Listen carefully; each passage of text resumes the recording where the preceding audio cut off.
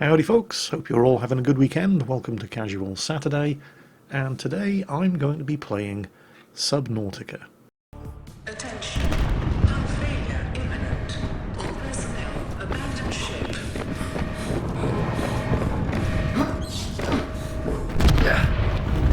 Launch in 3, 2, 1.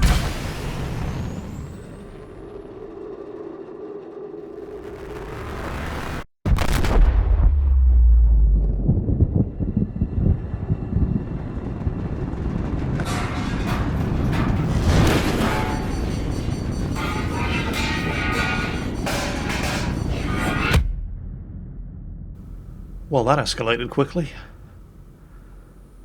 Oh crap.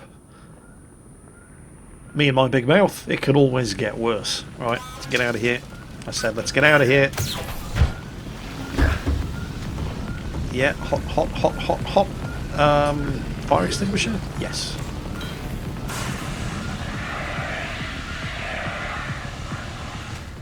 Okay.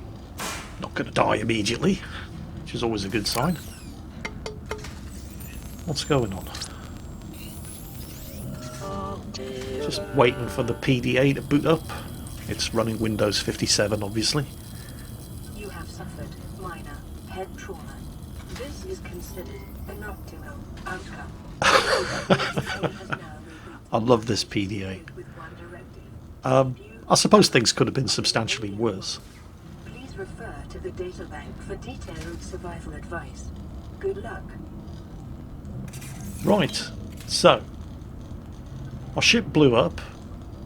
I've jumped into a survival pod, and I've landed on an alien planet. I don't have a pot to piss in or a window to throw it out of. My survival pod is damaged. The radio's broken. The medical kit fabricator is working. And we have some very, very limited survival supplies. This is Subnautica. It's a survival game, and there are so many different ways to die. You can die of thirst, you can die of starvation, you can be eaten by something else that doesn't want to die of starvation, you can die from bacterial infection, you can burn to death, you can drown. There are any number of different ways to die when you're playing this game, and there's only one way to make it out alive. And it's not on that thing. That's my ship. The Aurora suffered orbital hull failure. Cause unknown. 0 human life signs detected. We've crashed on a water world. There are some land masses, but they're small floating islands. If we're going to survive, it's going to be in the water. So, well, no sense in delaying the inevitable. May as well jump in. At the start you have no tools, and you are going to have to scavenge for the things that you're going to need to survive. Got some titanium ore from a limestone outcrop, some metal salvage from the wreck of the ship. I can run that through the fabricator to extract some more titanium. It's all going to be useful for making tools. Some acid mushrooms. No, not that kind of mushroom. That's a component for making batteries. I'm going to need acid and lead? I think acid and lead to make batteries. Oh, running out of oxygen. My breather mask has a very, very limited supply of O2, only 45 seconds, but you can always replenish it just by swimming to the surface. There are 4 different ways of playing Subnautica. There's survival mode, where you have to scavenge resources as well as manage your thirst and your hunger to survive. There's freedom mode, which is the same as survival except without thirst and hunger. There's hardcore mode, which is survival mode, but you only get 1 life. As soon as you die, you're done. And finally, there's creative mode, where you don't have to worry about food, thirst, oxygen, water pressure. You can't die. And all tools and resources are enabled right at the start. It's sort of a sandbox, just go anywhere and explore wherever you want to mode. I'm playing on freedom mode, so I don't have to worry about food and water, but everything else can still kill me. Okay, we've run our raw materials through the fabricator and we've made some titanium, and we can now build a standard oxygen tank. Floating air pump, pipe, fire extinguisher, And a waterproof locker. Well, I want the oxygen tank. The longer I can stay underwater without having to come up for oxygen, the more efficiently I can scavenge resources, and manufacturing the standard O2 tank has unlocked a blueprint for a high-capacity oxygen tank with an even greater oxygen duration. Of course, I can't actually build it yet. I don't have the resources for it. But now that I have the blueprint, I can see what resources are required for the high-capacity O2 tank. Keep an eye open for them. And checking the blueprint, it seems I'm going to need my existing standard O2 tank. I'm going to need some titanium, which I have. I'm going to need some silver ore, which I don't have. And I'm going to need some glass, which I don't have, but which can be fabricated by using quartz. And there's plenty of quartz deposits located in underwater caves and coral tubes. So, I now have, with the standard oxygen tank, a 75 second submerged duration. And there's some quartz right there. Well, that was quite handy. Probably going to need more than one though. And there's a coral tube. Oh, and some sandstone.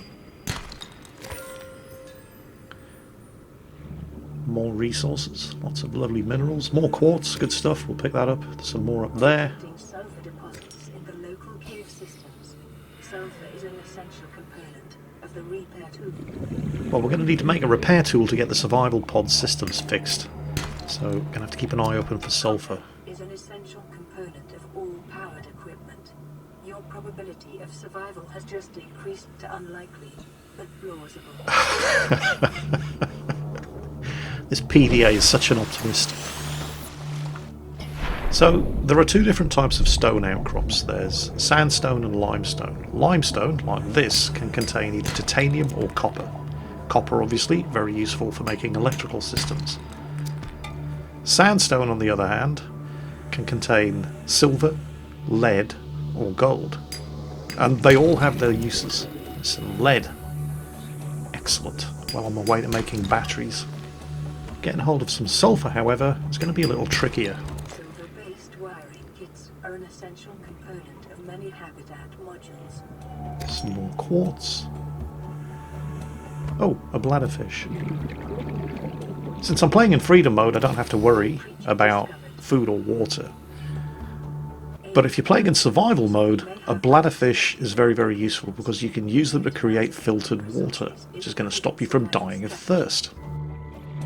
Carrying a fish around can also be very useful if you're being chased by a bigger predator. Just throw the fish at them and they may stop to eat that, giving you time to get away. As far as food's concerned, well, there's all kinds of fish that you can eat. Most of them have to be cooked first, however. The problem with cooked fish is that if you don't eat them quickly, they tend to go off, and then they're going to do you more harm than good. Now, you can cure the fish to make them last longer, but the thing about cured fish is they're very, very high in salt content. And that makes you thirsty, so you need more water. I'm playing in freedom mode, so I don't have to worry about any of that. Still need to find some sulfur, though, if I'm going to be able to make this repair tool. Now, getting hold of sulfur isn't as simple as just smacking rocks together and seeing what kind of minerals fall out. The sulfur is contained inside... not quite sure how to describe them. The sulfur is actually leached from the water by a type of fish. And the nest that the fish makes is what contains the sulfur deposits. But the fish in those nests is, how can we put this? It's a little cranky. Some more quartz. Oh, there's some of them in here. I can hear them. There it is. Crap. Get away, get away, get away. Ah, the little bugger got me. What these little bastards do is they launch themselves from their nests like a Jingles-seeking missile. Oh shit, another one. Where did he go? No, he's still there. And if they get near you, they blow up. In a cloud of acid. And it's the acid that hurts. But they don't steer very well. And you can sometimes avoid them. There he is. Wait for it, wait for it, wait for it. And dodge. Yeah, did it. Right, let's have that sulfur. Okay. Some more quartz. Oh, we're almost out of oxygen. Oxygen. And it looks like the sun's going down. Still, that was a fairly productive scavenging expedition. So let's get back to the survival pod and see what we can come up with.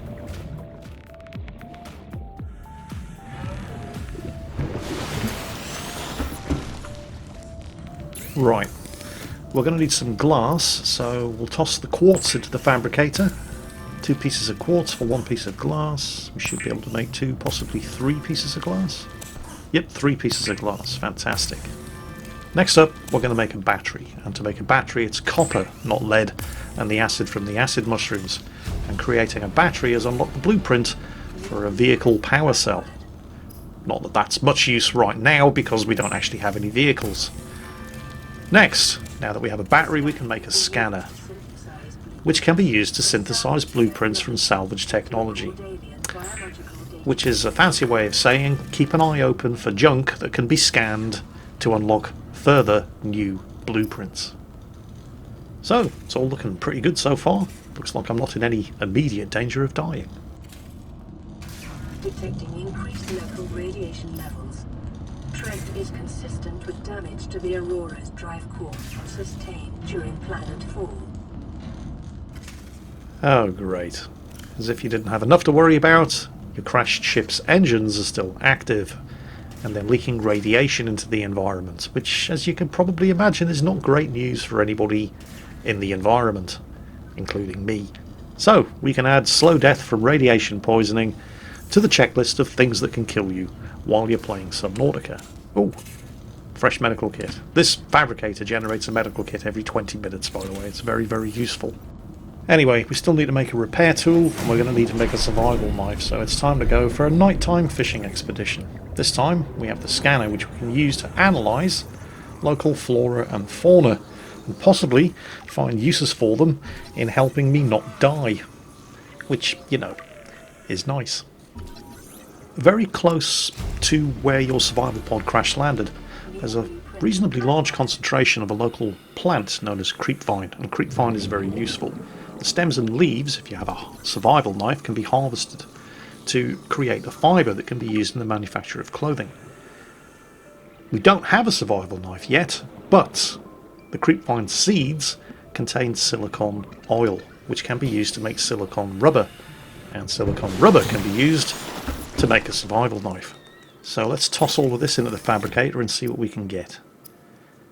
Okay, lubricant oil, again made from the creepvine seed clusters, and silicon rubber, which we're going to need to make the handle of our survival knife.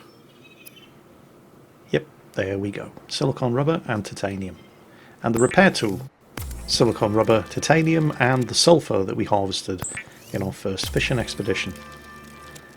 Weapons were removed from standard survival blueprints following the massacre on Braxis Prime. The knife remains the only exception. What do you mean I can't use the fabricator to make high-powered laser assault weapons for personal home defense? Goddamn Democrats, they ruin everything. Yeah, I know, sorry. Okay, anyway.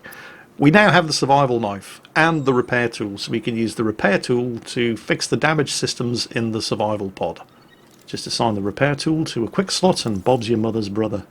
Now the repair tool doesn't use any resources, but it does use batteries, so you're going to need to keep making them until you can fix a battery recharger.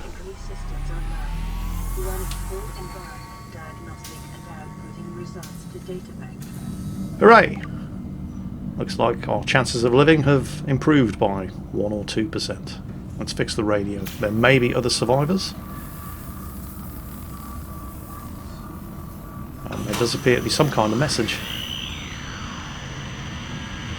Let's have a look. Or, well, a listen. Rescue operation will be dispatched to your location in 9 hours. Continue to monitor for emergency transmissions from other life pods. Wait, what? This is Aurora. Distress call received. Aurora's my ship. We were responding to a distress call. Huh.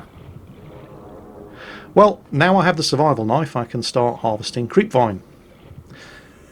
One thing you should be aware of, however, there's a fish called a stalker, likes to hang around near creepvines, and they're attracted by metal, and your survival knife is made out of metal. That's why I'm switching to the scanner tool, because it's mostly plastic. And swimming as fast as my little legs, yeah, those things are quite nasty. Useful thing to remember about the stalkers, however, they're attracted to metal. They like to chew on metal salvage. So you can often find metal salvage, pieces of debris from the wreck of the Aurora, where the Reapers can be found, i.e. around the creepvine clusters.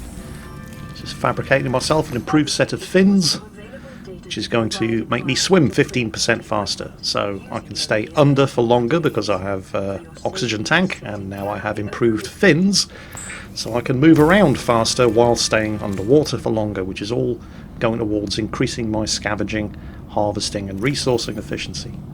But yes, back to those stalkers. They like to chew on metal. So you can often find metal salvage in the areas that the stalkers frequent, but chewing on that metal sometimes breaks their teeth off. And stalker teeth have all kinds of useful uses. Of course, for now, we're just concerned with the basics of survival, so we're going to dump everything that we don't need into the survival pod's onboard storage, and we're good to go.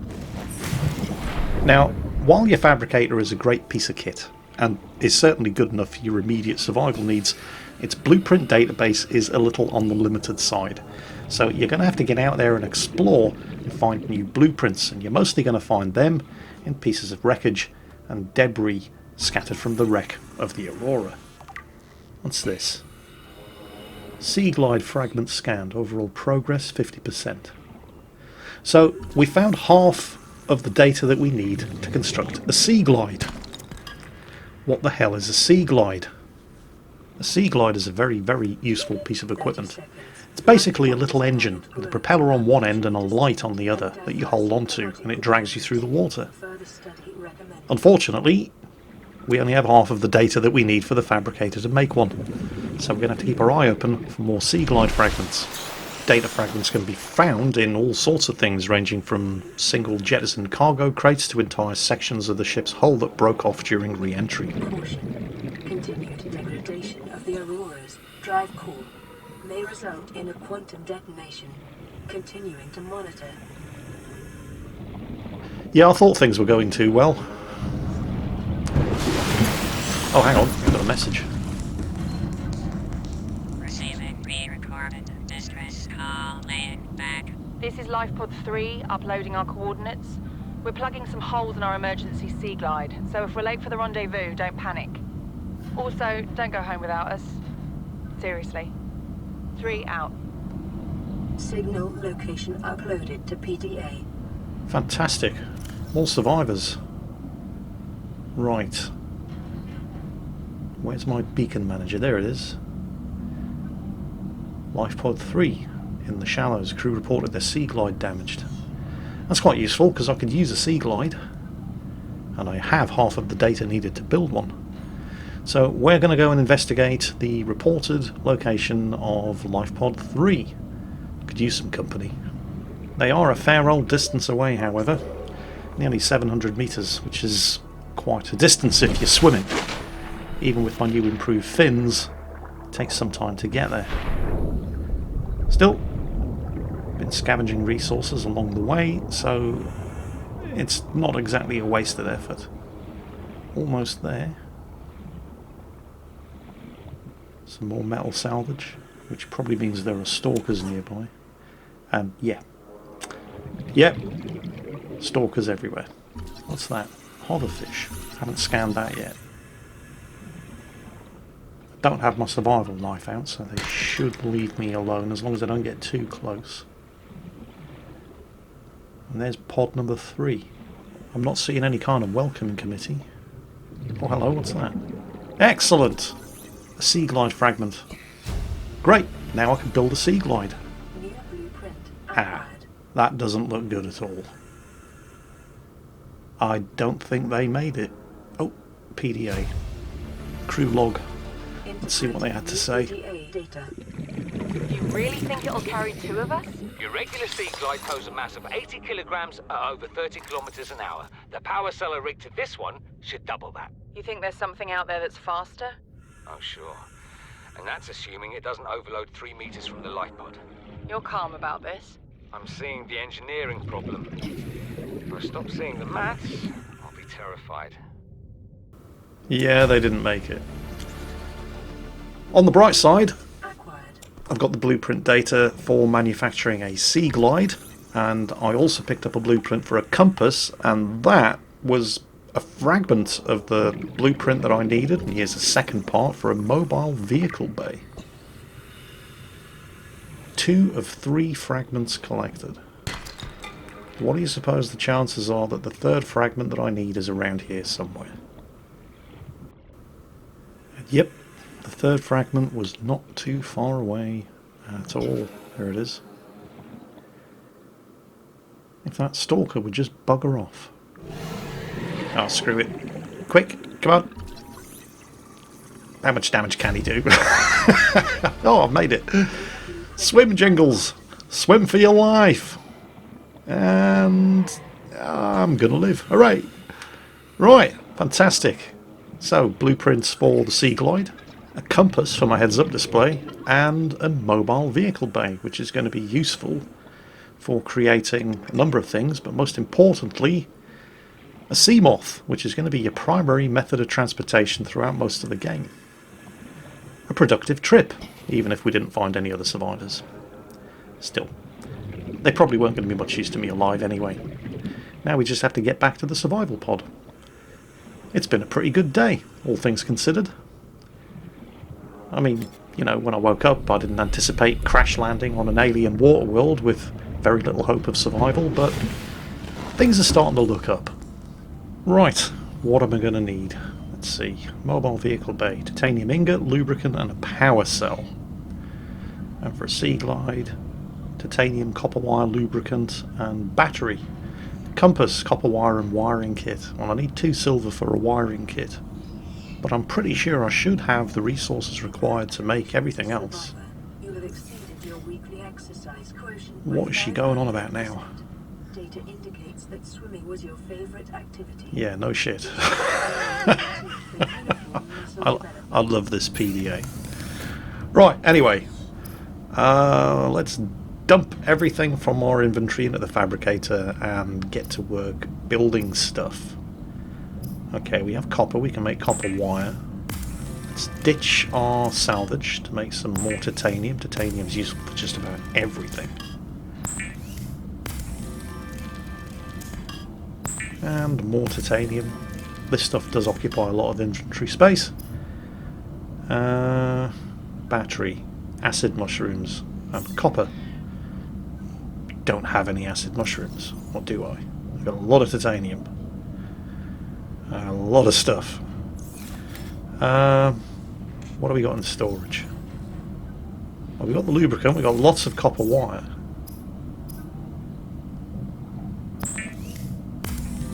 Let's get rid of the creep vine and make some fibre. And we can... yeah, let's have a look. More titanium. I can start turning the titanium into titanium ingots, which is going to save on inventory space. What have we got there? Lead? No, don't need that. Well, I do need it, but I don't need it right now. Silver's the thing that I need the most. And here we go. Bingo. 1 wiring kit. Fantastic. I didn't think I had 2 pieces of silver. Right. Sea Glide requires battery, lubricant and copper wire. Plenty of copper wire in storage.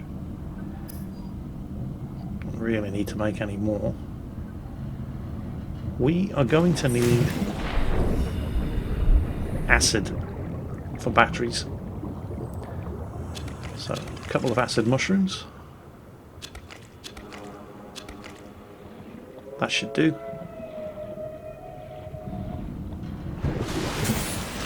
Need a battery for the Sea Glide. There we go, battery.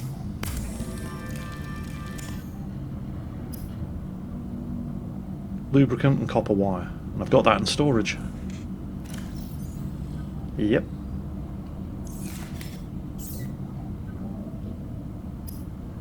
Ta-da! One Sea Glide. The Sea Glide will increase your effective exploration range. For your safety, please pack supplies for long journeys and stay within 5 kilometers of the nearest life pod or habitat. Fantastic. Now, mobile vehicle bay. Batteries are going to be useful, of course, because the Sea Glide is battery powered and you don't really want to run out of power.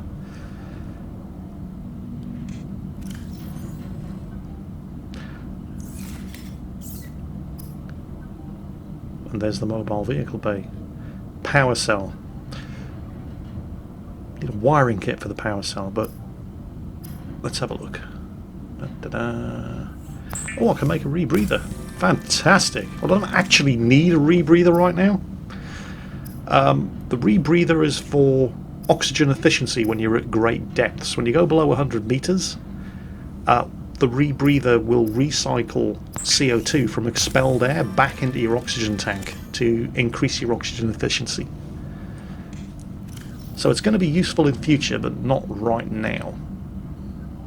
There's my power cell. Let's start turning some of this bulk titanium into concentrated titanium ingots. It's going to free up inventory space.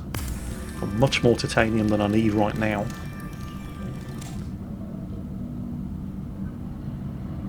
Let's see how that looks. Yeah, that's much better. Okay, got the power cell, got the titanium ingots, and now I can build a mobile vehicle bay.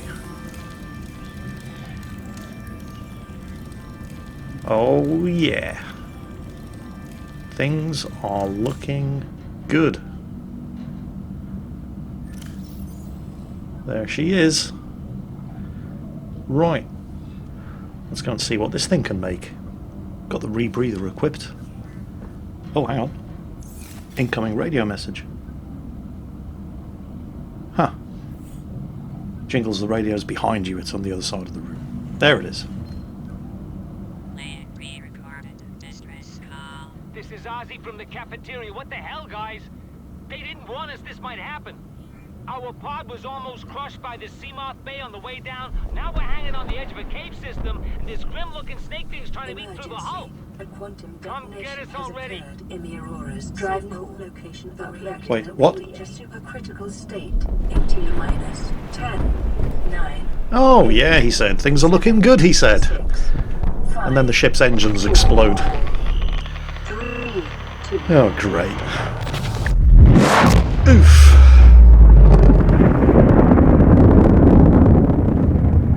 Yeah. You know that small radiation problem we had? It just became a big one.